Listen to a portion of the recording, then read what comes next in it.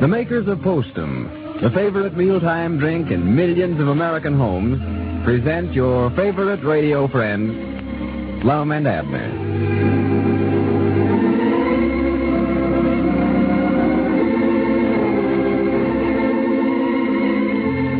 In Dickens' famous story, A Christmas Carol, remember the grouchy, mean-tempered old man, Mr. Scrooge? Well, even today, I think we run across a lot of people almost as bad-tempered as old Scrooge, don't you? And the pity of it is that most cranky people don't want to be that way. Usually, they're what doctors call nervous irritables, people who suffer from indigestion or headaches or can't sleep at night. Any one of those symptoms may mean that you have coffee nerves. For while many people can drink coffee without becoming jittery, many others cannot. If coffee nerves are making a nervous irritable of you, switch to Postum. For Postum contains no caffeine or stimulant of any kind, and it's as delicious as it is satisfying, with a cheering aroma and distinctive, mellow flavor that is Postum's own. For your convenience, it comes in two forms: Postum cereal, the drink you make by boiling or percolating, and instant Postum, mixed instantly in the cup. So, if coffee nerves upset your digestion, keep you awake, or make you feel headachy, switch to Postum with your meals. See how you improve the first few days. See if you aren't less of a nervous irritable at the end of 2 weeks, and after you've given Postum a full 30-day test, see if you're not again a cheerful, good-natured person. And now, let's see what's going on down in Pine Ridge.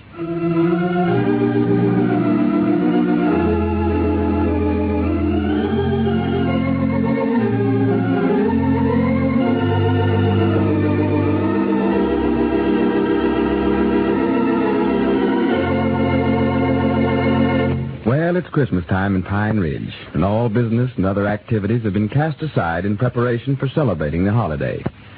A heavy snow has fallen, and it is now after dark. 3 old fellows, Lum, Abner, and Grandpappy Spears, are trudging through the snow on a real Christmas mission. Listen. Hey, you're sure we're headed right now, are you, Grandpap? Oh, yeah. Yeah, I know this the way all right. Doc Miller rode his horse over here. You can see his tracks there in the snow. Oh, yeah, them his'n. Well, it must be the old Gaddis place then. Yeah, that's just about where it's at. But there ain't nothing but the barn left there now that the house burnt down 2 or 3 years ago. Well, Doc says it's due east from that road where we turned off there. Due east? Yeah, which way is east? I ain't paid no attention to the directions here. Wait a minute. Whereabouts is the East Star? There it is, right ahead of us. Yeah, we're going right, man. Don't worry about that. Yeah, we can just follow the East Star. Yeah, that ought to lead us to it, yeah. How did you find out about these folks, Grandpap? Well, Doc Miller and his woman had supper over at our place, and we were sitting there visiting after we got on eating, and directly the telephone rang and told Doc to get right on over here. Well, who done the calling? Oh, some feller named Joe something or another. I forget what he did call his name. Uh-huh. He went over to some neighbor's house to call. Said they'd been into the county seat to pay their taxes, and there weren't no room at the hotel, so they come on out here to this old barn to spend the night. Well, this ain't fitting weather to have to stay out in the barn, I'll say that. And they said they were sort of expecting the baby to be born tonight, huh? Yeah, that's the reason they called Doc Miller. Yeah, what's the matter, Abner? Doggies, my arm's getting tired here, feller. Well, here, let me carry them blankets a while, and you carry this oil heater. He's plumb wore out. Is that box of groceries getting heavy, Grandpap? No, I'm all right, Lum. You ought to be there directly anyhow.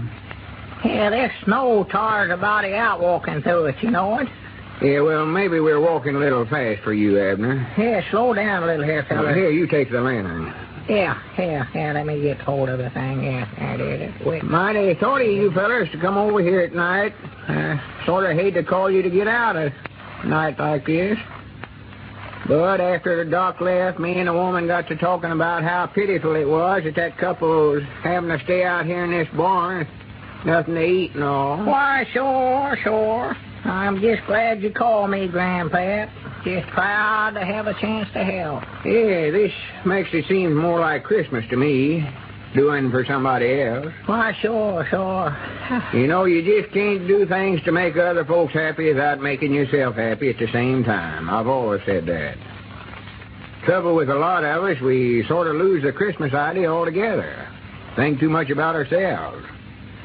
The real Christmas spirit is the happiness we get out of making other folks happy. Well, yes, it is. Now, there we was, sitting there at home, busy romping to what we was enjoying ourselves.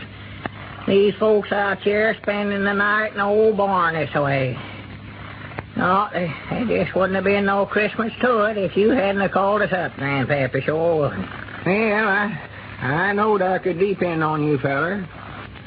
Now, man, if it's the old Gaddis place, we ought to be able to see it from the top of this hill here. Wait a minute. Believe that's the barn yonder, ain't it? Yeah, that's right where they're at, sure as the world. Well, now, that's due east from where we was at, all right, for there's the east star right over the top of the barn yonder. Yeah, there's Doc's horse tied to the fence there, too. Yeah, believe it is. See the light shining through the cracks in the walls. Yeah. Well, sir, now that's a shame that them folks never let some of us know they needed a place to stay. Why, we've got plenty of room over there at our place. Just been glad to have them, Well, this feller that called Doc said they's looking for a place to stay and seen this barn weren't being used, so they just put up there for the night. Uh-huh. Whereabouts do they live, Grandpap? Did he say? Why, yeah, they're from over about Pleasant Valley, Summers, Abner. Pleasant Valley? Yeah, he told Doc he never had no cash money, taking every nickel he had to pay his taxes, but said if he'd make the call for him, why, he'd work it out quick as he could. Well, old Doc never refused a call in his life, I don't reckon. No. I've knowed him to get up in the dead of night in the worst kind of weather to go call on the sick. When he knowed before he went, he never would get no pay for it. Oh, yeah. Yeah, I don't know what we would do without old Doc here in this community. Oh, he's a feller, he is. Well, I'll see some that says his methods is a little old-fashioned, but granted, I'll take my chances with him every time. Well, he's pulled me through the shadows time and again.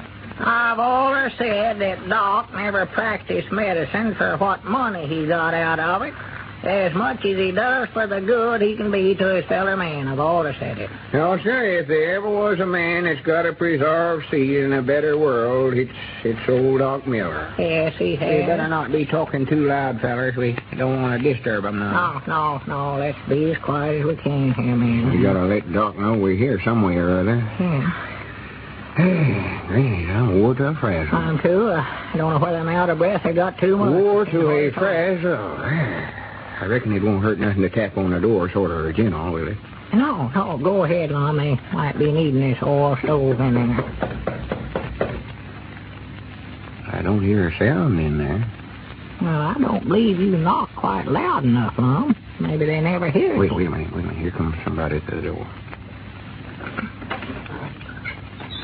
Hey, howdy, Doc. Oh, hello there. Well, what are you three old codgers doing out here this time of the night? Well, we just got to thinking after you left, Doc. These folks might be needing something. Yeah, Doc, we brung an oil stove and some bed covers. Yeah, and here's a box of groceries, too. Well, now, they can certainly use them. Haven't any heat of any kind in there. Using what little hay was left in there for a bed, piled it all up in the manger, and made a pretty good bed. But now these covers will come in very handy, man. Good. How is the lady, Doc? Oh, getting along as well as could be expected, Lum. Here now, I'll take these things on in and have her husband light this heater and warm the place up a little. You men better stay out here for a little while. Oh, yeah, sure. You go ahead, Doc. We wait out here. If there's anything we can do, Doc, why, just holler. It's all right. Thank you, Grandpa. Doc, just a minute. What kind of work does this feller do? Oh, why, he said a while ago that he was a carpenter by trade, Lum. Carpenter? Yes, said he'd been out of work for quite a while, though. Yeah. Well, here now, I better get back in. Oh, yeah. said he was a carpenter, huh? Yeah. I was just thinking, Abner. We've been talking about having a loading platform built there for the back door down to the store. I think it'd be a pretty good idea to just hire this feller to do a little fixing up around the store there for us. Why, yeah, we was talking about putting some shelving across the back there, too. Yeah. Might just let him do that while he's at it. Well, he'll want to be nigh his wife and baby for a few days now, I reckon. Oh, sure. Quick as Doc thinks it's safe for him to be moved, I'm going to insist on him coming right on over there to our place and staying. Well, now, that'd be the best place in the world for him, Grandpap. Aunt Charity could take better care of him than anybody I know. Oh, my, yes, she get a sight of enjoyment out of looking after that baby, I know. Yes, loves children. Oh. Yeah, that woman of yours, Grandpap, has mothered every young'un in the community, I reckon. Yes, sir, I was just thinking here, man. Sort of funny. Here we are, 3 old codgers, getting along in years, standing around out here waiting for a little baby to be born.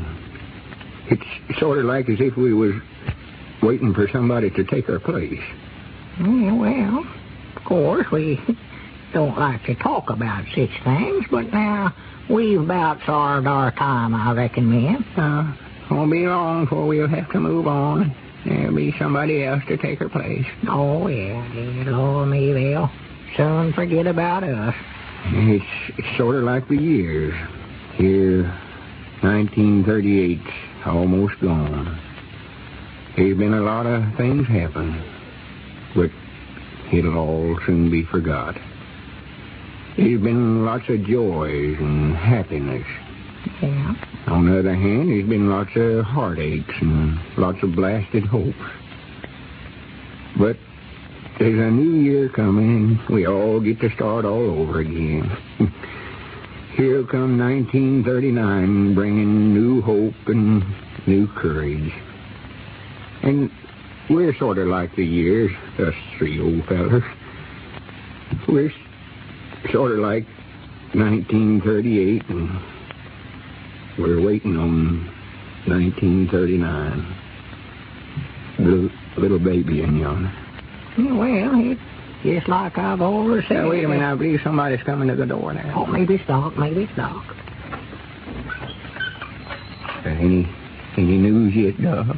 Well, men, it's a fine baby boy.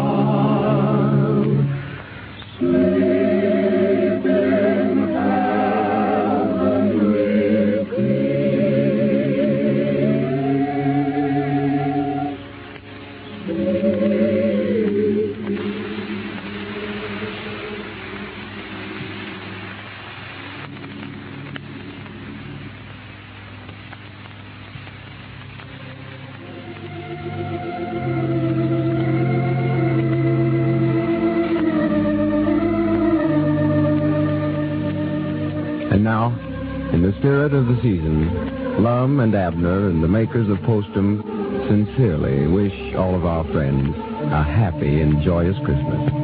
This is the Columbia Broadcasting System.